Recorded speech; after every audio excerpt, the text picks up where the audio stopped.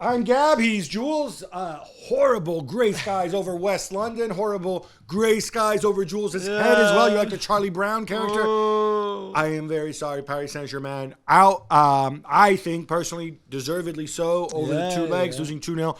But Jules, there was a moment in the first half when you thought, hey, we can do this. Yeah, I thought they controlled the pace of the game well.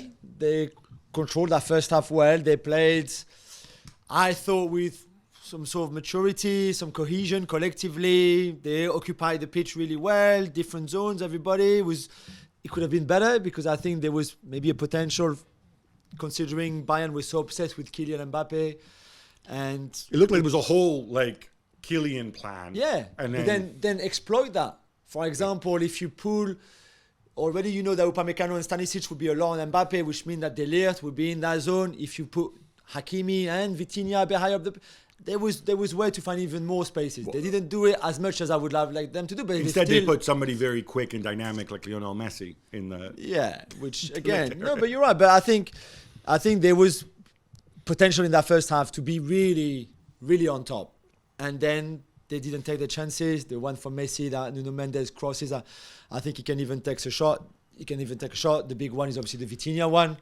I still don't understand now why he rushes it so much, and then the shot is so soft that De Ligt has the time to come and clear it off the line. And then when you don't take your chances in a game like this, you know that at halftime Nagelsmann is going to tweak something, make an adjustment tactically for his team to be better in the second half, which is what all very good coaches do.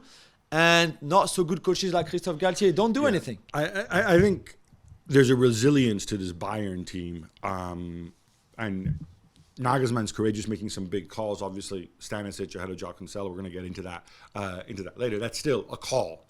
When you think Mane not 100%, he doesn't go with the reputation. He leaves him on the bench. They're coming off, I thought, a really poor performance at the weekend, right? Yeah. Instead, it comes together. They're not rattled, and they see it out. Even when Sommer went walkabout, I thought, okay, is he going to, are they going to miss Neuer? Is this a situation where Sommer may be at this level, the mentality? No, he comes back, he makes that save off of Sergio Ramos. I don't like this whole metaphysical stuff because I don't fully understand it, but it's a thing, right? Yeah, they Coman said it when I saw him after the game. He said, we're used to this. This is what we do, in a way, which is true. This the big clubs, PSG don't have that mentality right now. They might never have it. I think it's something that... It's weird because they have the big players, right? Yeah, but they don't necessarily have that... They have players who probably have it as individuals. As a team, as a collective, it's not there. Exactly. Who knows? Maybe it is a thing, even though it's metaphysical.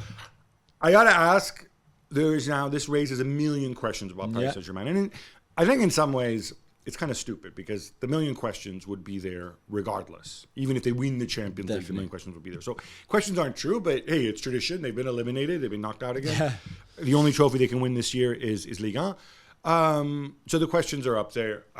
Questions about Messi, questions about Mbappe, questions about Nasser, questions about the ownership, questions about Galtier, although other than his immediate family, probably fewer people care about that. Where to begin, Jules?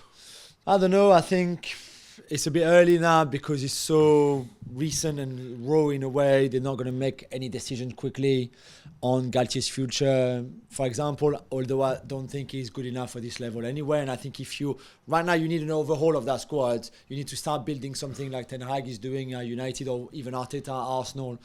And he's not the right guy for that. So you need the right person, the right manager to implement all of that. So this is really interesting, and I know I shouldn't jump in, but I think what you're suggesting, you're talking about Ten Hag, Arteta. You're not talking a manager who manages big egos, big stars. We're not talking about our friend Carletto here. No, to deal in broad stereotypes. Or Zidane. Yeah. You're talking about somebody ground up, multi-year project. You've tried they try to quick success route in a way by going bling bling. Let's get the biggest names. Laurent Blanc, Ancelotti, those are man managers. But with players, Beckham, Ibra, Neymar, Messi, Mbappe, anything you want. That hasn't worked. I think maybe it's the time to switch a little bit the way you do this project. to go maybe with thinking about the team more than individual. And for that, I think you need someone who will build that squad, build that style of play. It's a great point. There's an argument to be made that you have built the Paris Saint-Germain brand to now it's one of the biggest in the world. Now focus on just getting it to be great on the pitch. Yeah. Mark Ogden suggested, for example, I'm sure he didn't come up with the idea on his own. Others in France might have said, hey, France produce all these great players. What if we, Paris Saint-Germain, what if we just hoover them up when they're young and go that route? You know. It's not as easy to do than to say. But yeah. Thanks so much for watching ESPN on YouTube. And for more sports highlights and analysis, be sure to download the ESPN app. And for premium content and live streaming, subscribe to ESPN Plus.